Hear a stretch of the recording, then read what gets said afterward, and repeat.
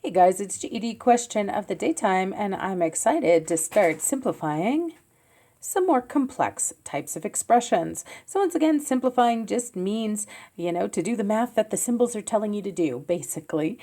So you can see here that I have this 2 shoved up against this parentheses. That's telling me to multiply. You can see the minus sign telling me to subtract. And you can see this floating number, this power, telling me to raise something to a power. Okay, so I have some various operations going on. Anytime you have more than one operation in an expression, you should refer to the order of operations to know what to do first. So the first step to the order of operations is to handle any groupings.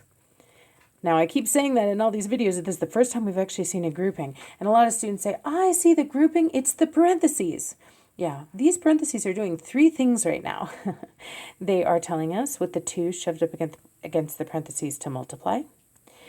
They are telling us with the exponent shoved up against the parentheses to raise to a power here. And with this operation happening inside the parentheses, they are doing a grouping. So that's the idea here. We're not necessarily starting with parentheses, but we are starting with groupings, insides of things. So I am going to start by looking at the 5 minus 4. It's on the inside of a grouping. That should be where I begin. Okay, so let's just look at this inner grouping. 5 minus 4 is 1. Now in math, whenever you haven't used something, you should still drop it down. We still need those parentheses because they were serving more purposes than just grouping. We still need the 2, and we haven't yet cubed or raised anything to the 3rd power. Wonderful, so we drop that down. Now, we've finished our groupings. The next thing we should tackle is any exponents.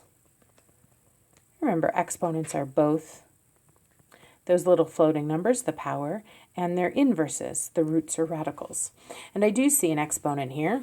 There it is. So that should be what I do next. I should raise 1 to the 3rd power.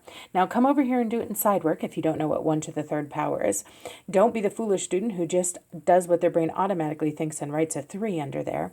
Because what does 1 to the 3rd power mean? Well, it's another way to talk about repeated multiplication. Repeatedly multiplying the same number by itself. So what this says here is multiply 1 by itself 1, 2, 3 times. Well, let's think about what would happen if we did that. 1 times 1, of course, is just 1. And if I were to multiply that by 1 again, well, I'd still have 1. So it doesn't matter that I rose 1 to the 3rd power. I still just have 1. This entire expression that I have boxed turned into 1.